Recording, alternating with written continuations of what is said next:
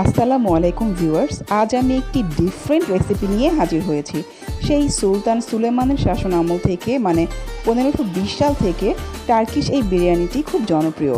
তুরস্কে এটাকে Aussie rice বা চিলমান বিরিয়ানি বলা হয়ে থাকে, আর আমরা বাংলায় এটাকে পর্দা বিরিয়ানি বলে থাকি। ভোজন বিলাসী হবেন আর পর্দা বিরিয়ানির টেস্ট নেবেন না, তা কি হয়?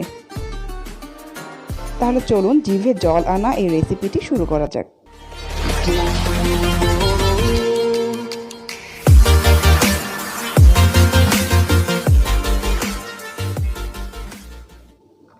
আমার এই রান্নাটি আমি 4টি ধাপে সম্পন্ন করব। প্রথম ধাপে আমাদের ময়দার একটা খামির তৈরি করে নিতে হবে। আমি 2.5 কাপ ময়দা নিয়েছি, 1 টেবিল চামচ ইস্ট নেব, এটাতে 1 চা চামচ লবণ নিয়েছি, 1 টেবিল চামচ চিনি নেব,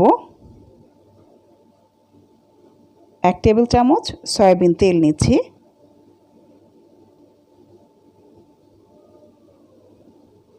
তারপর হালকা কুসুম গরম পানি দিয়ে এই ময়দাটা আমি মথে খামির তৈরি করে নিব। খুব ভালোভাবে হাত দিয়ে এটা মথে নিলে খামিরটা খুব ভালো হবে। তারপর খামিরটাতে আমি হাতে অল্প একটু সয়াবিন তেল মেখে খামিরটাতে লাগিয়ে নেব। তারপরে এই খামিরটা আমি ঢেকে এটাকে নর্মাল টেম্পারেচারে আমি 2 ঘন্টা রেখে দেব। আর যদি আপনি চুলার পাশে বা গরম জায়গায় রাখেন তাহলে 1 থেকে 1.5 ঘন্টা রাখলেই এনাফ। এরপর আমি দ্বিতীয় ধাপের উপকরণগুলো দেখে নিচ্ছি। এখানে আছে তেজপাতা, দারচিনি, এলাচ, গোলমরিচ, লং, আস্ত জিরা, পেঁয়াজ কুচি আর আধা কেজি গরুর মাংস। আপনি চাইলে মুরগি, খাসি বা অন্য যে কোনো মাংস দিয়েই এই রেসিপিটি করতে পারেন। একটি ফ্রাই প্যানে আমি আস্ত জিরা, লং, এলাচ, দারচিনি, গোলমরিচ আর তেজপাতা কিছুক্ষণ নাড়াচাড়া করে সেখানে আমি আধা কাপ ঘি দিয়ে দিচ্ছি। তারপর আমি এটা একটু নেড়ে চেড়ে 1 কাপ পেঁয়াজ কুচি দিয়ে দিচ্ছি।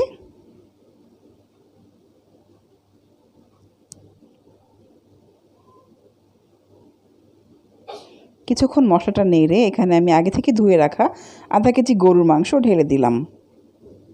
মাংসটা আমি 2-4 মিনিট নাড়াচাড়া করব।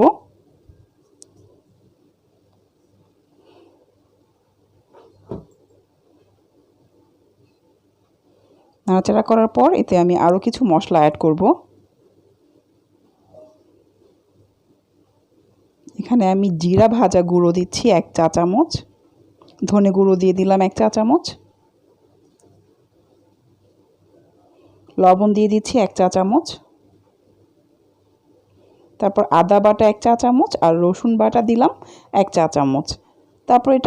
তারপর এই মাংসটা খুব ভালোভাবে নাড়াচাড়া করে একটু কষে নিতে হবে মিডিয়াম আঁচে।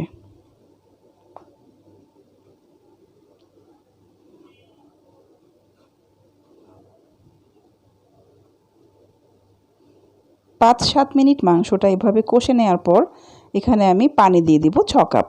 আমি যেহেতু পোলাও চাল নিয়েছি 2 কাপ পোলাও চাল রান্না করতে আমার 4 কাপ পানি লাগবে। তো এখানে আমি 6 কাপ পানি দিয়েছি, বাকি 4 কাপ পানি রেখে বাকি 2 কাপ পানি আমি এখানে শুকিয়ে ফেলব। চুলা হাই হিটে দিয়ে মাংসটা ঢেকে দিতে হবে। এভাবে প্রায় 30 মিনিট রান্না করতে হবে। মাংসটা অর্ধেক পরিমাণ সিদ্ধ হয়ে যাবে ততক্ষণে। তারপর আমরা মাংসটা এভাবে একটা গোল চামচ দিয়ে বা অন্য কিছু দিয়ে তুলে ফেলব। মাংসটা আলাদা করে রাখবো তুলে, আর এই পানিতেই আমি পোলাওটা রান্না করব। তাহলে পোলাওতে স্পেশাল একটা ফ্লেভার আর টেস্ট আসবে। আমি এইভাবে বাটিতে মাংসটা আলাদা করে তুলে রেখেছি। এবার এই চালে আমি আগে থেকে ধুয়ে রাখা 2 কাপ কালিজিরা পোলাও চাল দিয়েছি। আপনি চাইলে বাসমতি চাল বা যে কোনো ধরনের সুগন্ধি পোলাও চাল ব্যবহার করতে পারেন। প্রথমে চুলাটা হাই হিটে থাকবে। আমি 1 চা চামচ লবণ দিয়ে দিচ্ছি। যখন রান্নাটা প্রায় 80% হয়ে আসবে, চালটা ফুটে আসবে, তখন আমি এখানে আলু বোখারা, কিশমিশ আর কাঁচামরিচ দিয়ে দিচ্ছি। এবার আমি এটা লো আঁচে ঢেকে রাখবো।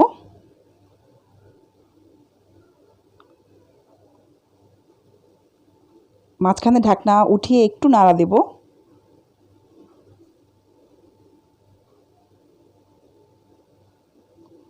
নেড়েচেড়ে একটা চামচ বা হাতা দিয়ে এভাবে আমি পোলাওগুলো চেপে চেপে আবার ঢেকে রাখবো। 5 মিনিটের মতো এটা দমে রাখবো একদম লো হিটে। ব্যাস, আমার পোলাও রান্না হয়ে গেল। পোলাও থেকে অসাধারণ একটা ঘ্রাণ এসেছে। এভাবে আমি পোলাওটা চামচ দিয়ে নেড়ে নেড়ে ফ্যানের নিচে ঠান্ডা করে নেব। আমি গরম পোলাও ব্যবহার করব না এই রান্নাতে। মাংস এবং পোলাও দুটাই আমাদেরকে ফ্যানের নিচে ঠান্ডা করে নিতে হবে। আমার পোলাওটা খুব সুন্দর ঝরঝরে হয়েছে। এবার আমি তৃতীয় ধাপে যাচ্ছি। তৃতীয় স্টেপের জন্য আমাদের যা লাগবে, এখানে গরম মশলা গুঁড়ো, জয়ফল জয়ত্রী, ঘি, আদা রসুন বাটা, পেঁয়াজ কুচি। আপনারা চাইলে সয়াবিন তেলও ব্যবহার করতে পারেন, তবে আমি এই রান্নাটায় পুরোপুরি অ্যারাবিয়ান টেস্ট আনার জন্য আমি পুরো রান্নাটাই ঘি দিয়ে করছি। ঘিটা গরম হয়ে গেলে সেখানে আমি 1 কাপ পেঁয়াজ কুচি দিয়ে এটা একটু হালকা বাদামি করে অল্প একটু পানি দিয়ে দিচ্ছি, যাতে পেঁয়াজটা পুড়ে না যায়। তারপর আমি এখানে বাদাম বাটা দিয়ে দিচ্ছি। আমি এখানে কাঠবাদাম নিয়েছি, আপনি চাইলে কাজু, পেস্তা বা চীনা বাদাম যে কোনো বাদাম ব্যবহার করতে পারেন। আমি 1 চা চামচ জয়ফল জয়ত্রী বাটা দিয়েছি। গরম মশলা গুঁড়ো দিয়েছি 1 টেবিল চামচ, আর 1 টেবিল চামচ আদা রসুন বাটা দিয়েছি। এবার মশলাটা একটু হালকা নেড়ে নেব। 1 চা চামচ লবণ দিয়ে নিচ্ছি। এখানে আমি 1 কাপ টক দই দিয়েছি। টক দইটা বিরিয়ানিতে একটা খুব সুন্দর একটা টেস্ট নিয়ে আসবে, আর মাংসটাও খুব দ্রুত নরম করে ফেলবে। এই ধরনের রান্নাতে মাংসটা নরম হয়ে যাওয়াটাই জরুরি, তাহলে মাংসটা খেতেও ভালো লাগে। এবার এখানে আমরা আগে থেকে অর্ধেক রান্না করে রাখা মাংসটা ঢেলে দিচ্ছি।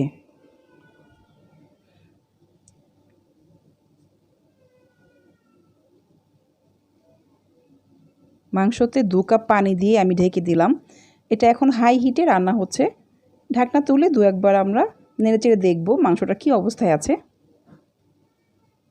এভাবে মাংসটা খুব ভালোভাবে যখন নরম হয়ে সিদ্ধ হয়ে আসবে এবং ঝোলটা শুকিয়ে যখন মাংসের গায়ে গায়ে মশলাটা লেগে যাবে বা খুব ভালোভাবে মাখা মাখা হয়ে আসবে, তখন আমরা এটা চুলা থেকে নামিয়ে ফেলবো। নামিয়ে এভাবে চামচ দিয়ে একটু নেড়ে চেড়ে ফ্যানের নিচে রেখে পুরোপুরি ঠান্ডা করে নেব।